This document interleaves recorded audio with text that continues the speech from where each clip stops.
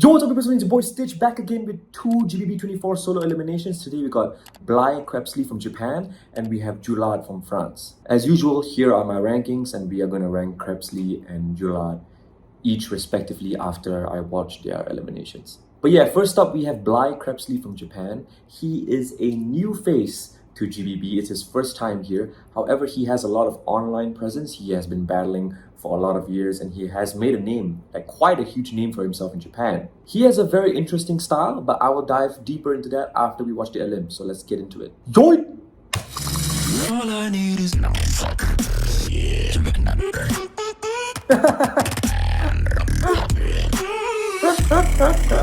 Nah, let's play that. Let's play that.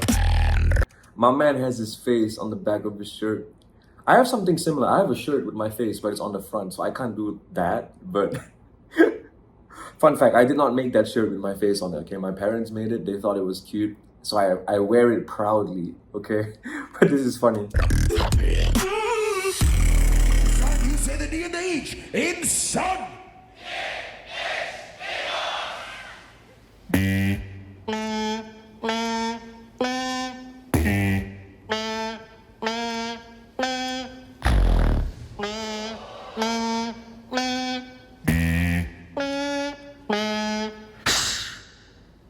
Are you ready?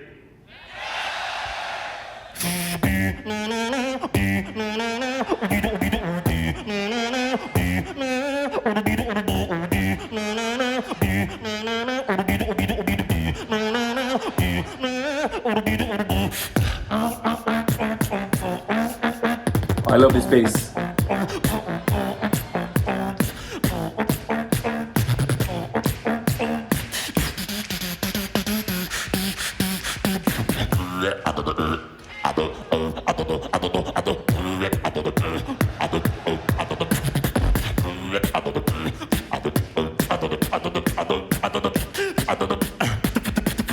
Yeah.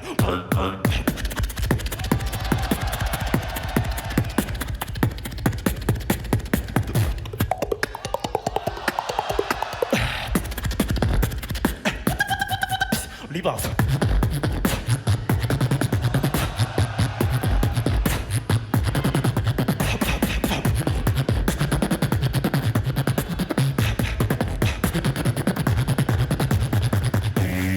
I'm not a fan of that beat, by the way. The reverse beat. I'll tell you why later.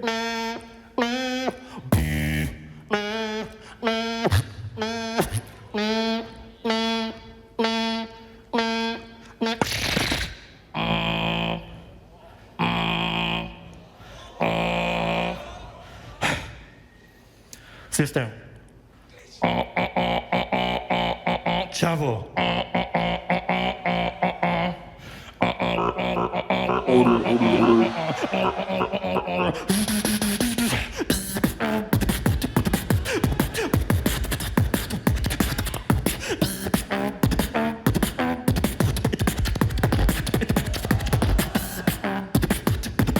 Yep. Oh, I like that. You should have done that more. Kike.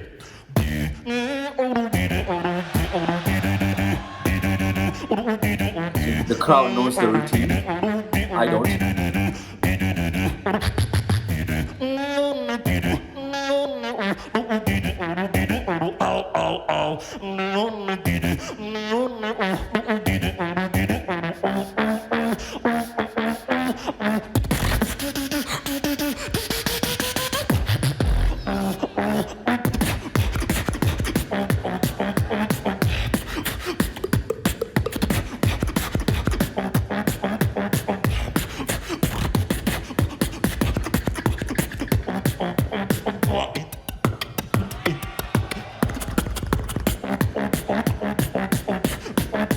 이끄서 GBB. Hey.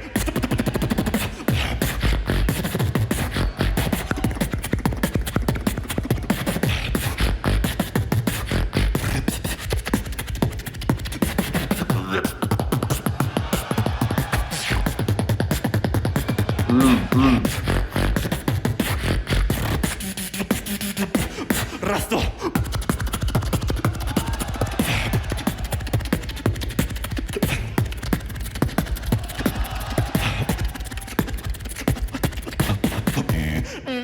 Time.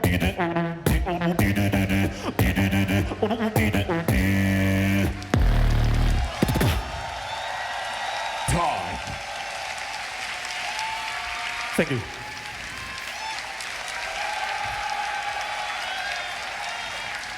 Ursai. Keep the love going once again He said Urusai. He basically told the crowd, shut up. for Crepsley. Hey.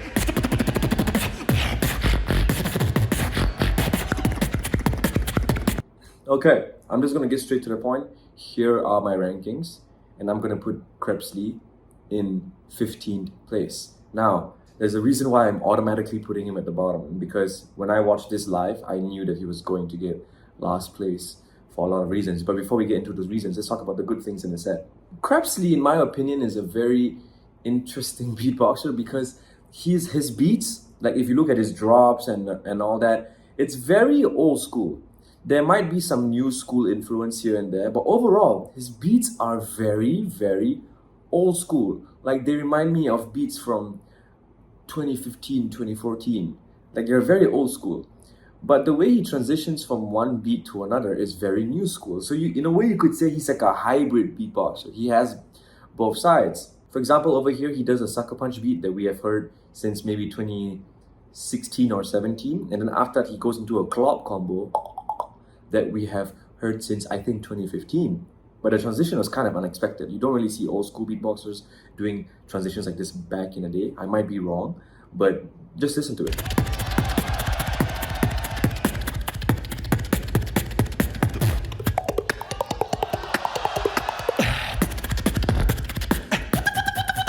I think that's also one of his weaknesses because every now and then in the set, he will transition to something. And that something sounds really good, like this clop combo.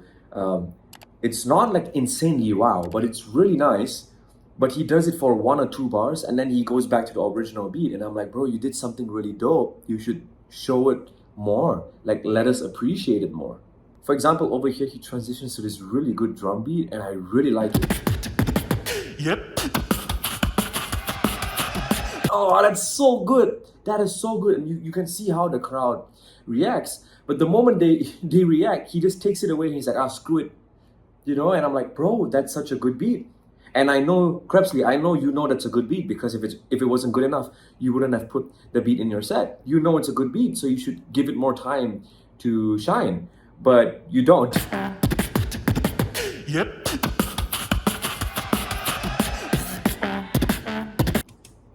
Right? Like, give it more time to shine. Because you have some interesting ideas here. Crepsley has some interesting ideas here, but most of the time, he does not give them a good time to shine. There are times where certain things he does give them a time to shine. For example, his bass over here, which is really good, by the way. I love this bass. System. Chavo.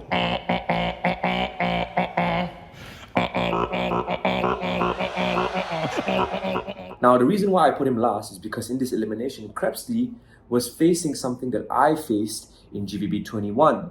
When I participated in GBB for the first time in 2021, I was absolutely terrible. I was terrible. I was dog shit, right? And some judges even ranked me last out of 26 participants. And I understand because I was so terrible. Why was I terrible? Because my mic technique was terrible. But most importantly, my sounds in terms of power, in terms of cleanliness were really bad. I was so soft and so not clean compared to all the other contestants. Now, Crepsley, compared to me in GBB21, actually has good mic technique.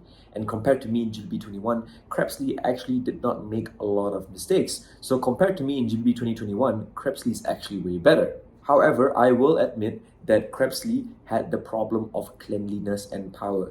Compared to the other 15 solo beatboxers in GBB 2024, he was very, very, very soft.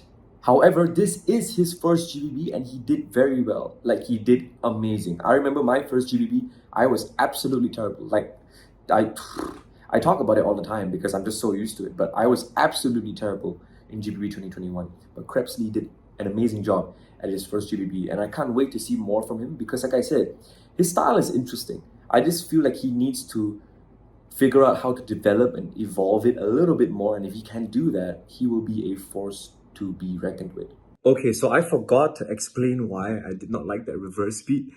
So I'm just recording a separate video right now. But the reason why I don't like the reverse beat is because it's not a reverse beat. It's just not. Like, he did a completely different beat before that, and then he said reverse, and then he just went like, no, you're just doing sub-liberal. Like, if he did a beat and then he says reverse, that means he has to do that beat in reverse, and then it would work. If you randomly just say reverse and then you go like I get what you're trying to imply, but there was nothing to reverse in the first place. You just started doing sub-liberals. Just my opinion. I know a lot of beatboxers do this, to reverse it, stuff like that, but for me that doesn't make sense. Like, if you do a beat at like a completely different beat and then you say reverse and then you go it doesn't make sense in my opinion. But yeah, let's head on to the next elimination. Julard from France. Join! All I need is no fuck.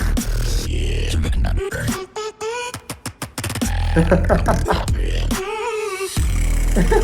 You said they turn the crowd in toi.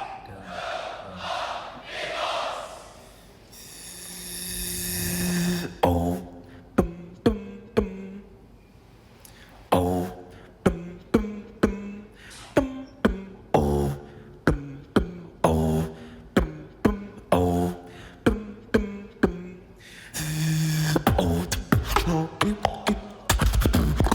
Oh,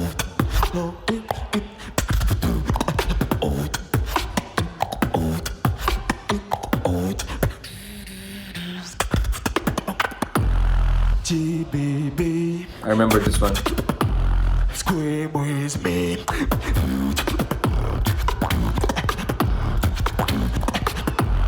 Set me free.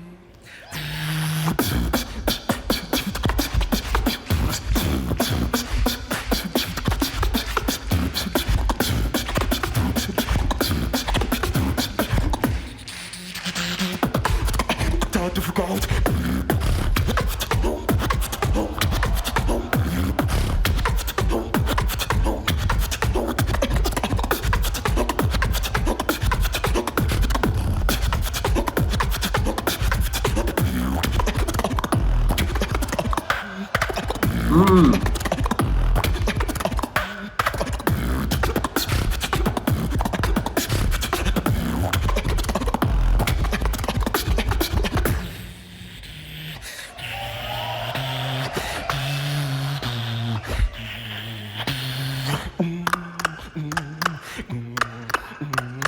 Nice.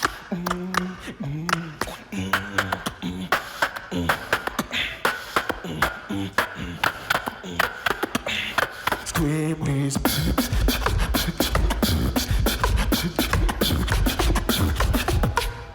coupe des Johnny. Ooh.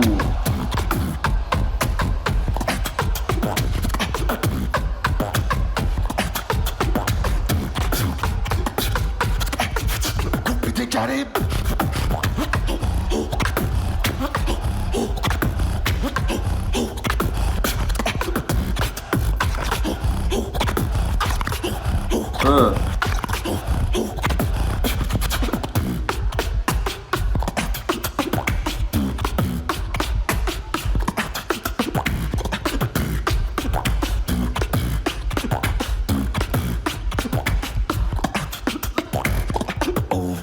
GBB.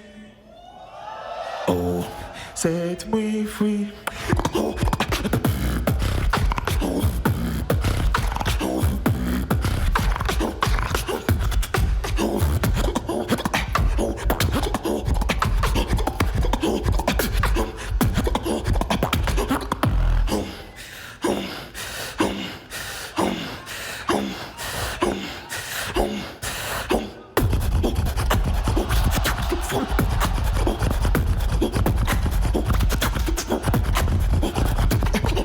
Ah.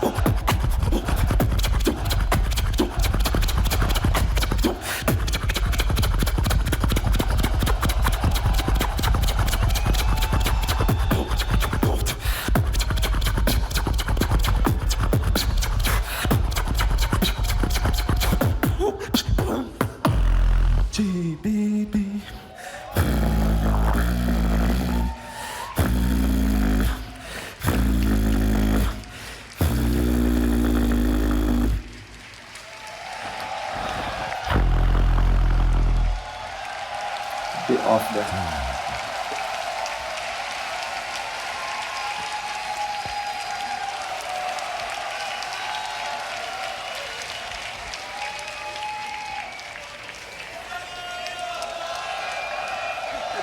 Thank you. Smashing the stage. Oh, you can hear One that more dab. time, give it up for JULARD. Yeah, really good elim. Let's see where I would rank him. I just want to note that after I react to all the elims, I might do an extra video where I look over all the elims again and just re-rank them, maybe change a few spots. Maybe some people go up, some people go down. But for now, this is the list. For now, I'm gonna put JULARD in 10th place. So below Maxo and above Momimaru. I just want to say right off the bat, this was a good elim. And in fact, everybody knows this. He was the loudest beatboxer by far. Not even Maxo and Blackroll were half as loud as JULARD. Like JULARD was insanely loud. Like it made no sense how loud he was. He was really loud. Now, why did I rank him lower and outside of the top 8 despite saying the elim was good and he was insanely loud? I think he had some interesting ideas. He had some really cool fillers and all that. But his main ideas, like the main wow things in the set, there was not much to it. So I think JULARD's approach was like, okay, I'm just gonna try my very best to be loud, and that's how I'm gonna pass the elim. I'm just gonna be super freaking loud. And I think that makes sense because JULARD is so loud. You could say the loudness is part of his originality, which is really insane. Not many people can say that. I think the only other person besides JULARD that can say loudness is part of his originality is Maxo. But that being said, if you look at all of his drops and all that, he was just playing with the power. He had like a few cool fillers there that made me go like, oh wow, okay, that's really good. But overall, his main focus was just the power. So basically he was just taking advantage of the sound system, and that requires skill, by the way. It takes skill to take advantage and adapt to your sound system. However, this is where I think as an individual and a judge, for you and for me, it will come down to personal preference. I think his main drops and all that were really loud, insanely loud, like the loudest in the whole competition. But the ideas were, it was all right. So I'm sitting here and I'm thinking, who would I pick? Would I pick Beatboxer A, who's the loudest in the competition, but his ideas are like, it's all right? Or would I pick Beatboxer B, who has really good ideas and he's not the loudest, but he's not soft. He's like at a right level of loudness to the point where you'd be like, okay, his volume is GBB level. He's not the loudest, but he's loud enough to the point where I can appreciate all of his ideas. For me, I would choose Beatboxer B. I think being loud is a really important thing, but it should not be the main reason why you score really high. My opinion is you have a really good idea, and the idea is maybe a 10 out of 10. And if you're really clean, your 10 out of 10 idea becomes 12 out of 10. And if you're really loud, then it makes your 12 out of 10 idea a 14 out of 10, right? Loudness is like a boosting factor. It should not be a main factor on why you pass. Because if loudness was the main factor on why anyone should pass, then everybody should just do on a sound system. But that's not how it should work. I also want to say that loudness is very important. Like very important for winning battles. I will admit that. Like loudness is so important for winning battles, but this was not a battle. This was an elimination. Now we gotta listen to this part. Like the drop is good, it's very loud, but the idea, like the cool ideas are in the fillers.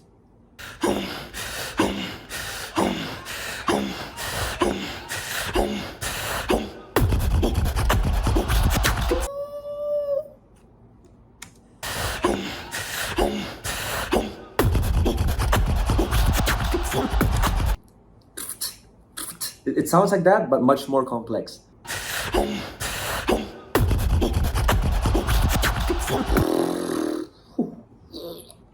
Yeah, we're listening to that again.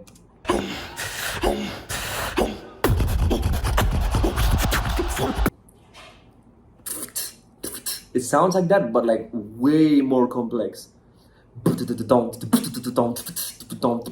Wow, I like that.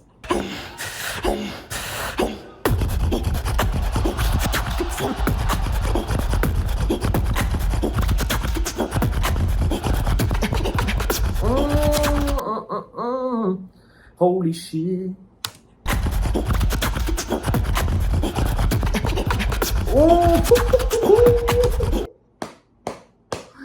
Damn, that was good. Like I said, technicality, I can, if I was a judge, I could score him like insanely high for technicality, right? But he has some execution errors. So execution, I cannot score him high. Structure, I cannot score him high.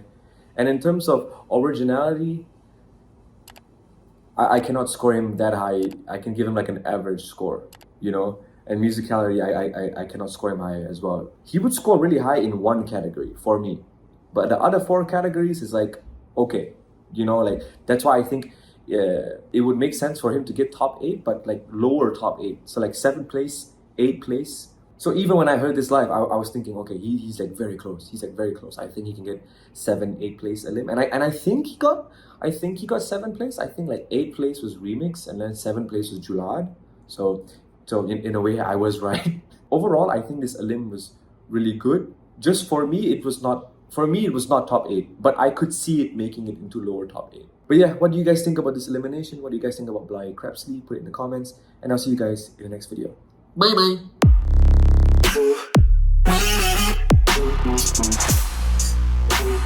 Feels like nothing.